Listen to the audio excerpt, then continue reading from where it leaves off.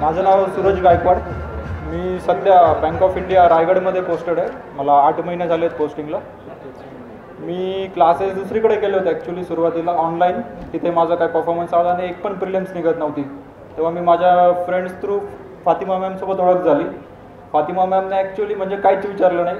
त्यांनी ऑफलाईन बॅचला 9:30 ते 10ला त्यांचं लेक्चर व्हायचं. त्यांनी मला डेलीचा अर्धा तास फिक्स करून दिला होता. दर गुरुवारी यायचं आणि अर्धा तास करून जायचे. त्यांनी माझे स्कोर्स बघितले. प्रिलिम्स पण निघत नव्हत्या. म्हणजे इंग्लिश माझं 5 ते 6 मार्क्स होते फक्त प्रिलिम्सला. तिथून त्यांनी मला 50 बुक्स वाचायला लावले आणि मग मार्क्स द्या बोलले. तिथून माझा स्कोअर मेन्समध्ये आज मला 25 मार्क्स POमध्ये पण येऊन गेले. तर ते सगळे श्रेय मी फातिमा मॅमला देतो.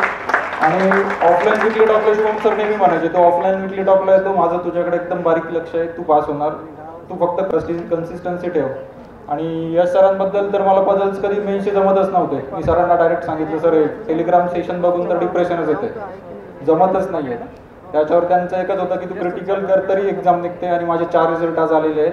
हे सगळं शुभम सर अकॅडमीचं यश आहे. आणि इथं मी एक स्टुडंट म्हणून तर बोललोच, पण एक मुलगा म्हणून पण मला सर्व मुलांच्या वतीने बोलायचं की आपण हे फक्त लायब्ररीत बसून AC मध्ये बसून अभ्यास करत असतो.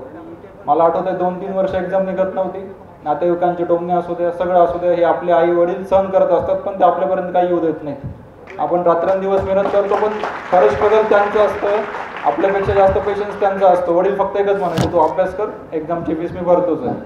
आणि मला जसं आठवतं 10वीपासून आई गावाकडे असं मन सोबतं 1-2 दिवसाच्या वर कधी राहिली नाही. का तर इकडे मी बाहेर गेल्यावर याचा खाण्याचा प्रॉब्लेम होईल, नको, मुलाचा अभ्यास आहे, घरीच राहू. माझं आत्ता 8 महिन्यांपूर्वी पोस्टिंग झाल्यावर ते ॲक्च्युली बाहेर फिरायला लागलेत. एवढे वर्ष 10 वर्ष झाले असतील. 10वी नंतर त्यांनी आत्ता आयुष्य जगायला सुरुवात केली. त्यांचे पेशन्स जास्त आहेत आपल्यापेक्षा. सर्वांचे मनापासून आभार. शुभम सरांचे आणि टीमचे जेवढे आभार मानावे तेवढे कमीच आहेत. शुभम सरांचा अजून पण फोन आला तरी त्यांचं पहिलं वाक्य असतं की तुला विकली ऑफलाईन टॉकला मी मिस करतो. म्हणजे त्यांचं प्रत्येक विद्यार्थ्यावर एवढं लक्ष आहे. त्याबद्दल त्यांचं खरंच मनापासून आभार. थँक्यू.